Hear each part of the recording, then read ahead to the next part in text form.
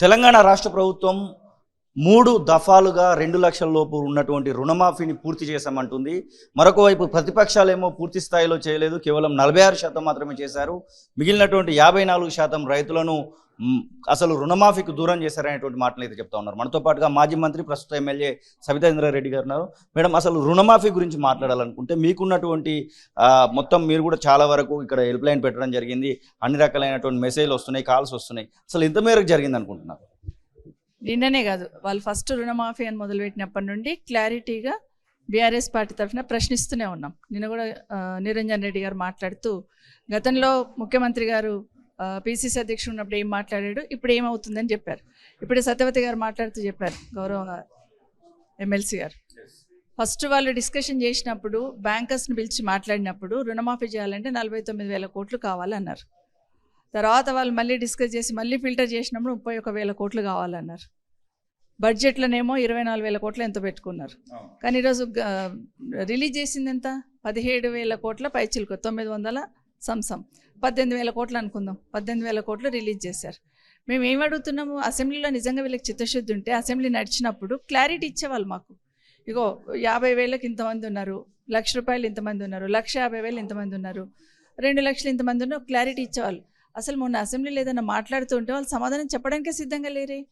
ఏదైనా కూడా ఇంతకుముందు సునీత గారు మాట్లాడినట్టు మేడిపండులాగా చేసేసినాం, అంత అయిపోయింది. అసలు ఓపెన్ చేసి చూస్తే అర్థమవుతుంది. ఏ గ్రామంలోకి వెళ్ళినా ఎక్కడ వెళ్ళినా కూడా 50% కూడా కాలేదనేది వాస్తవం. అందరూ రైతులందరూ ఫోన్లు చేస్తూ ఉన్నారు, ఇప్పటికీ ఫోన్లు చేస్తూ ఉన్నారు. బడ్జెట్ని మీరు తగ్గించినప్పుడు మళ్ళీ కంప్లైంట్స్ వచ్చినా కూడా మేము ఇస్తాం లేని మళ్ళీ కమిటీ వేస్తున్నామో ఇంకేదో గైడ్లైన్స్ మార్చినామని చెప్తుండ్రు. అదంతా తూతూ మంత్రంగా జరిగే పని అనేది వాస్తవం. అందుకే చెప్తున్నాం, మేము మాట్లాడడం కాదు, మీ ఎమ్మెల్యేలు ఉన్న నియోజకవర్గాల్లోనే మీరు రివ్యూ చేసుకొని వాస్తవాలు బయటకు వస్తాయి. ఇదంతా కూడా ఎన్నికలప్పుడు హామీ ఇచ్చున్నారు కాబట్టి. ఇప్పుడు రుణమాఫీ అంటున్నారు, రైతు బంధు ఏదండి? ఇప్పుడు వేసే రైతు బంధు ఎక్కడ పోయింది? రైతు బంధు ఎగర కొట్టేసిండ్రు. కమిటీ అని కాలయాపన ఎందుకు? మీరు అనుకున్నట్టు 5 ఎకరాలకు ఫస్ట్ వేయాల్సింది, తర్వాత మీతో ఉంటే బ్యాలెన్స్ తర్వాత వేస్తుంటారు. ఈరోజు పెట్టుబడికి అందరూ కూడా అప్పులు తెచ్చుకున్నారు కదా, మళ్ళీ అప్పులు పాలైనారు కదా. కాబట్టి ఇదంతా కూడా ప్రజలు ఇప్పుడిప్పుడే గమనిస్తున్నారు, రైతన్నలు కంప్లీట్గా గమనించున్నారు. ఏ విధంగా మోసం చేసే ప్రయత్నం కాంగ్రెస్ పార్టీ చేసిందనేది స్పష్టంగా రైతులకు అర్థమవుతుంది. హరీష్ రావును రాజీనామా చేయాలంటూ ఫ్లెక్సీలు వెలుస్తూ ఉన్నాయి. నిన్న రాత్రి సమయంలో అధికారిక నివాసం పైన కూడా దాడి జరిగింది. దానికి సంబంధించి చాలా హై టెన్షన్ అయితే నెలకొన్నటువంటి సందర్భం. ఈ విషయంలో మాట్లాడాలనుకుంటే అసలు హరీష్ రావును రాజీనామా చేయాలంటే ఒకవైపు, మరొక వైపు ఇటు రుణమాఫీ చేయనటువంటి రేవంత్ రెడ్డి రాజీనామా చేయాలంటే ఒకవైపు ఈ ఫ్లెక్సీలు అయితే కనబడతా ఉన్నాయి. ఎక్కువగా నిన్న జరిగినటువంటి దాడి విషయంలో మాట్లాడాలని. హరీష్ రావు గారి క్యాంపస్ మీద దాడి చేయడం అనేది ఖండిస్తూ ఉన్నాను. ప్రజాస్వామ్యంలో దీనికి తావు ఉండదు. నిజంగానే ఇట్లా అనుకుంటే ముందు రేవంత్ రెడ్డి ఇంటి మీదకి పోవాలి, ముఖ్యమంత్రి గారి ఇంటి మీదకి పోవాలి. ఎవరు రాజీనామా చేయాలి? ఇప్పుడు హామీ ఇచ్చి అమలు చేయకుండా పెద్ద పెద్ద మాటలు మాట్లాడిన ముఖ్యమంత్రి గారు రాజీనామా చేయాలా? మీరు హామీ ఇస్తున్నారు, మీరు అన్ని అమలు చేస్తే నేను రాజీనామా చేస్తాను. దాంతోపాటు 6 హామీలు, 6 గ్యారెంటీలు, 13 హామీలు అన్నారు. వీటన్నిటిని అమలు చేయండి, రిటర్న్లు ఇచ్చున్నారు హరీష్ రావు గారు.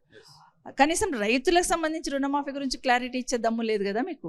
రాజీనామా చేయమని అడిగారు, రైట్ ఎక్కడుంది రేవంత్ రెడ్డి గారికి, ఈ ప్రభుత్వానికి, కాంగ్రెస్ పార్టీ వాళ్ళకి?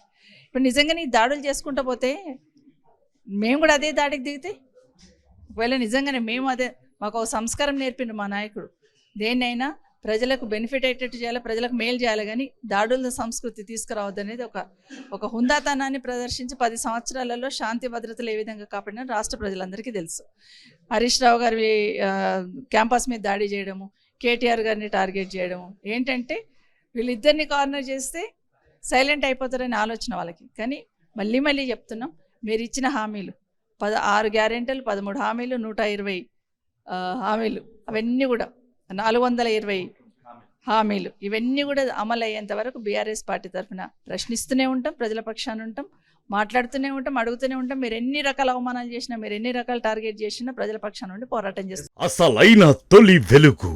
ఫాలో వాట్సాప్ @తొలి వెలుగు official.